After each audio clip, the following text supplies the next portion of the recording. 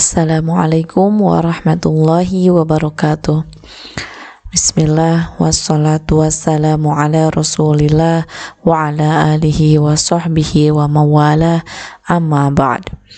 Alhamdulillah, kesempatan kali ini kita masih bisa berkumpul, kita masih bisa sama-sama membahas materi pada hari ini. Insya Allah hari ini kita masih belajar matematika. Selalulah kita panjatkan puji syukur kepada Allah Subhanahu wa Ta'ala yang masih memberikan banyak kenikmatan kepada kita. Salawat dan salam semoga selalu tercurah kepada Nabi kita Muhammad Sallallahu Alaihi Wasallam. Hari ini kita akan belajar pada materi diagram kotak garis. Nah, pekan lalu sudah beberapa materi yang kita bahas, ya, diantaranya adalah statistik 5 serangkai, kemudian kita juga sudah belajar jangkauan, kemudian langkah, dan pagar dalam dan pagar luar. Mudah-mudahan Antuna tidak melupakan begitu saja. Hari ini kita akan belajar diagram kotak garis dan diagram batang daun, ya. Jangan tak lupa juga Ustazah mengingatkan kembali kepada Antuna agar mengisi daftar hadir terlebih dahulu pada link Google Form yang sudah Ustazah bagikan. Sekarang siapkan buku paketnya, alat tulisnya, dan buku tulisnya, dan bersiap untuk mendengarkan materi yang akan Ustazah sampaikan pada kesempatan kali ini. Sekarang buka buku paket halaman 106.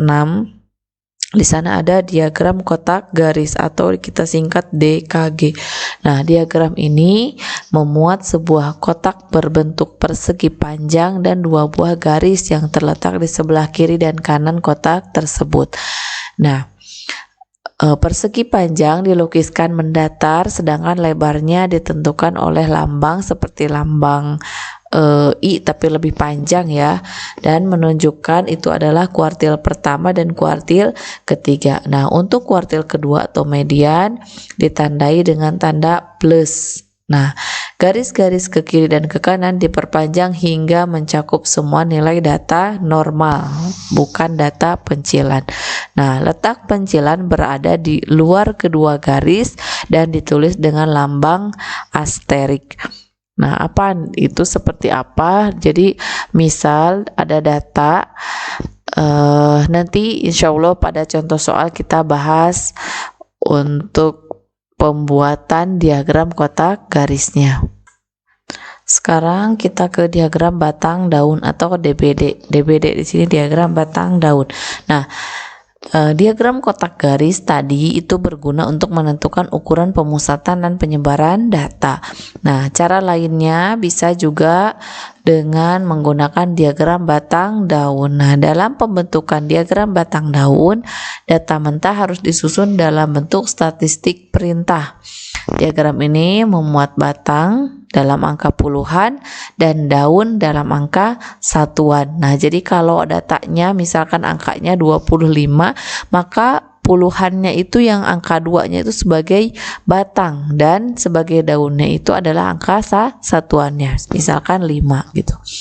Langkah-langkah yang ditempuh untuk membuat diagram batang daun adalah sebagai berikut. Yang pertama, tuliskan bagian batang dalam bentuk peringkat.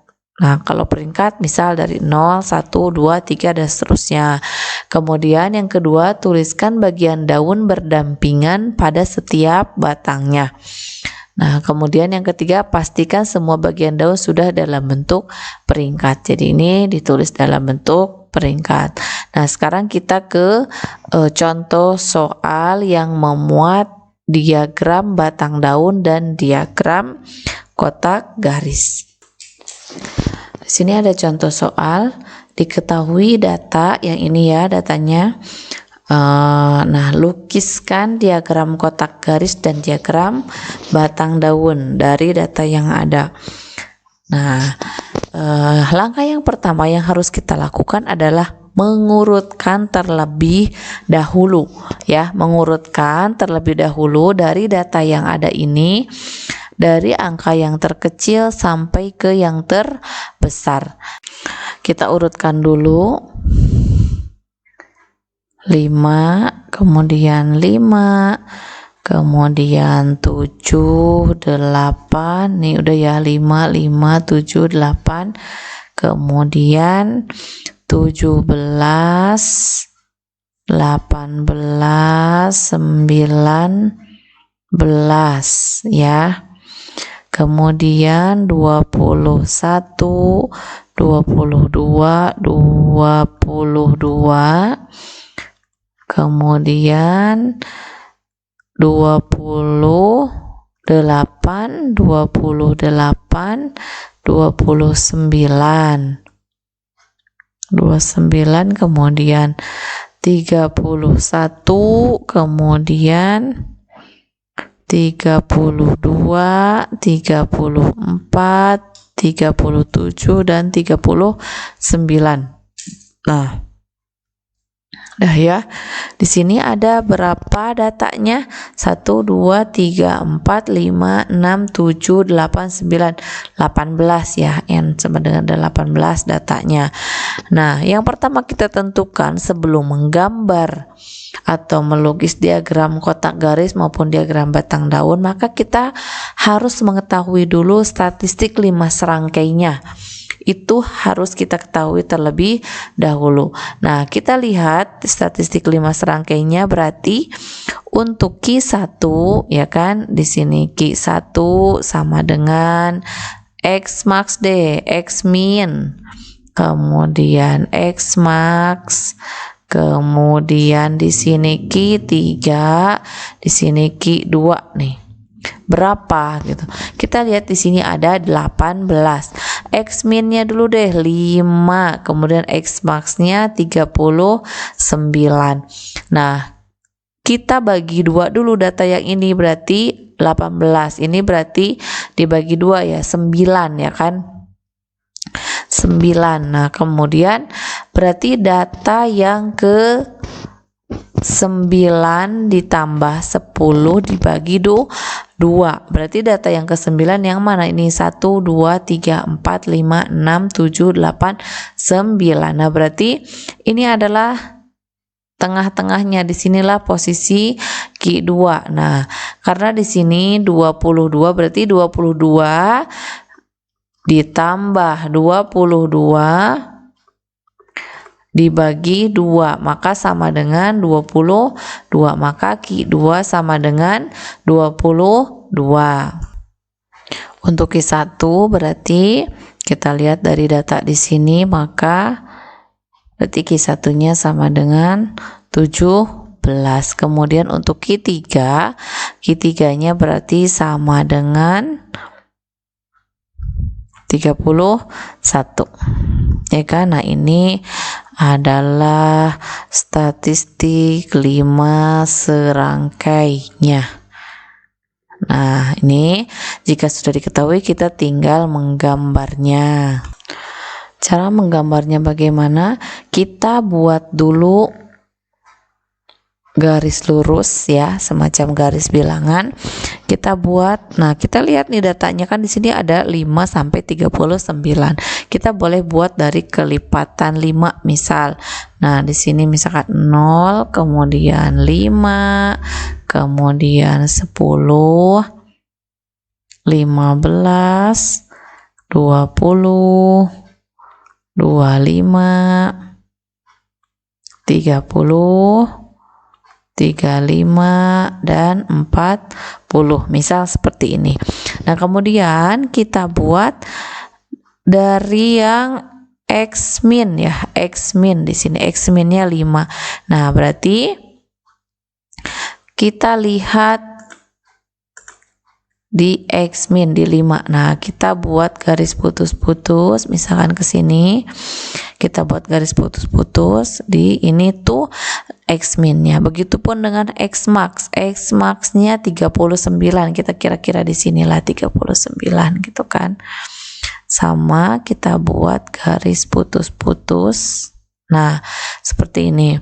Kemudian kita buat dulu ke median, ke Q2. Q2-nya 22, dia bisa posisi di sini ya, Q2-nya nih di sini. Kita buat garis putus-putus, tapi tadi lambangnya harus plus ya. Nah, plus kalau untuk median. Nah, sekarang untuk Q1 17 posisinya di mana nih? 17 misal di sini. Ya, kita buat garis putus-putus sedikit, kemudian kita buat seperti ini. Garis yang seperti I. Nah, seperti ini ya. Kemudian kita hubungkan ke sini nih. Nah, seperti ini. Ini posisi kuartil 1. Sekarang posisi kuartil 3 adalah 31. 31 ada di sini nih. Misal di sini kita buat garis putus-putus, tapi kemudian kita buat seperti I, seperti ini panjang I, kemudian yang ini kita hubungkan lagi ke sini. Nah, ini adalah diagram kotak garis ya, diagram kotak garis. Nah, jika sudah seperti ini, apalagi sih yang harus kita kerjakan? Untuk melihat adanya pencilan atau tidak, maka kita harus menghitung pagar dalam dan pagar luar. Kemudian menghitung juga step atau langkah. Rumus langkah masih ingatkah? Masih ingat? 3/2 atau 1/2 kali Q. 3 dikurang Q1 ya, jadi sama dengan 3/2 kali Q3 nya tadi berapa? 31 dikurangi 17, jadi sama dengan 3/2 dikali 14 sama dengan 21. Ini L nya ya, langkahnya atau stepnya. Nah, kemudian untuk pagar dalam sama dengan Q1 dikurangi L. Nah, Q1-nya itu sama dengan 17 dikurangi L-nya 21. Maka sama dengan negatif 4. Negatif 4. Nah, sekarang untuk pagar dalam, pagar luar, pagar luar, maka Q3 ditambah L. Q3-nya berapa? 31 ditambah 21 sama dengan 52. Nah, berarti pagar dalamnya itu dia ada di negatif 4, berarti di arah sebelah sini ya. Nah, berarti di arah sebelah sini. Kalau misalkan di sini 0, misal di sini negatif 5, maka berarti ada di sini. Ini adalah pagar dalamnya. Kemudian untuk pagar luarnya ada di titik 52. Misal di sinilah. Berarti dia ada di luar di sini. Nah, ini pagar dalam dan pagar luar, posisinya seperti ini. Begini. Nah, kita lihat data yang ada itu tadi minimal itu 5 dan maksimalnya itu 39. Maka kita peroleh pagar dalam kurang dari sama dengan XI kurang dari sama dengan pagar luar. Ini artinya semua anggota atau semua data yang tadi itu ada di antara pagar dalam dan pagar luar. Artinya jika seperti ini maka tidak ada pencilan. Tidak ada pencilan. Apa itu maksud pencilan? Jadi jika ada satu data yang berada di luar pagar dalam atau di luar pagar luar, maka itu adalah data pencilan. Karena ini semua datanya ada di dalam di antara pagar dalam dan pagar luar, maka berarti pada data ini tidak ada data pencilan. Bisa dipahami ya sampai sini? Nah, sekarang bagaimana untuk menentukan DBD-nya atau diagram batang daunnya? Nah, kita buat dulu di sini kedalaman ya. Kemudian di sini batang di sini daun. Nah, dari data yang tadi untuk batang ini adalah peringkat kan, misal dari 0. Kenapa 0? Karena ada angka satuan, misal angka 5. Nah, berarti itu kan puluhannya itu kita tuliskan sebagai 0, 0, 1, 2, 3. Kenapa sampai 3? Karena maksimal itu tadi adalah 39. Tapi kalau misalkan di datanya misalkan sampai 89 atau 82. Nah, berarti di sini peringkatnya ini sampai 8 gitu. Nah, 0. Nah, sekarang yang 0 itu yang depannya 0 tadi berapa? Berarti yang satuannya itu hanya satu angka saja kan, satu angka saja, dia angkanya satuan semua. Berarti tadi yang 0 itu berarti 5. 5-nya ada berapa? Ada 2. 5. Kemudian 7, 8. Ya kan? Nah, ini ada berapa? Ada 4. Nah, kedalaman di sini adalah jumlahnya. Kemudian yang satuannya yang puluhannya 1, angka 1. Nah, ada 17, 1, 7 gitu. 1, 8, 18. Kemudian 1, 9. Nih, berarti ada 3 gitu. Nah, sekarang yang depannya 2. 2 berapa? Dari mulai 2, 1, kemudian 2, 2, kemudian 2, 2, kemudian 2, 8, kemudian 2, 8, kemudian 2, 9. Nah, ini ada berapa? Ada 6. Nah, sekarang yang 3 nih, yang depannya 3. Ada 3, 1, ada 3, 2, ada 3, 4, ada 3, 7, ada 3, 9. Ini ada berapa? Ada 5. Nah, sudahlah, beginilah gambaran diagram batang daun. Nah, seperti ini. Jadi batangnya itu peringkat atau angka puluhan. Kemudian daunnya itu angka satuannya, kemudian kedalaman itu banyaknya pada peringkat tersebut gitu. Bisa dipahami sampai sini ya. Berikut adalah tugas yang harus Antuna kerjakan di akhir-akhir bab materi ini, ya, yaitu tugas mandiri. Buatlah video singkat penjelasan materi kuartil dan desil pada tabel distribusi frekuensi. Nah, sekreatif dan sebagus mungkin. Nah, materinya bisa dilihat juga pada buku paket halaman 110 sampai dengan 120.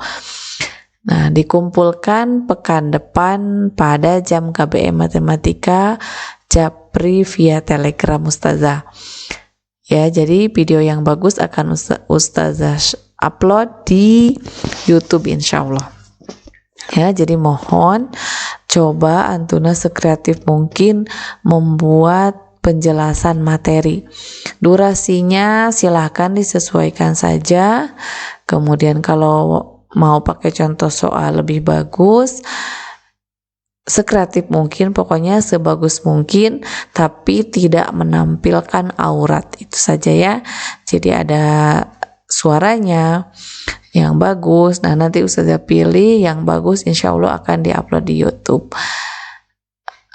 Untuk materinya silakan pahami. Untuk pekan ini tidak ada tugas yang harus dikumpulkan ya, kecuali yang ini. Jadi mulai pekan ini pengerjaan berarti 1 pekan ke depan mengerjakan untuk video singkat penjelasan materi ini. Mudah-mudahan Antun dapat memahami apa yang Ustazah sampaikan tadi. Kurang lebihnya mohon maaf. Kita tutup dengan kafaratul majlis. Subhanakallahumma wa bihamdik asyhadu an la ilaha illa anta astaghfiruka wa atubu ilaik.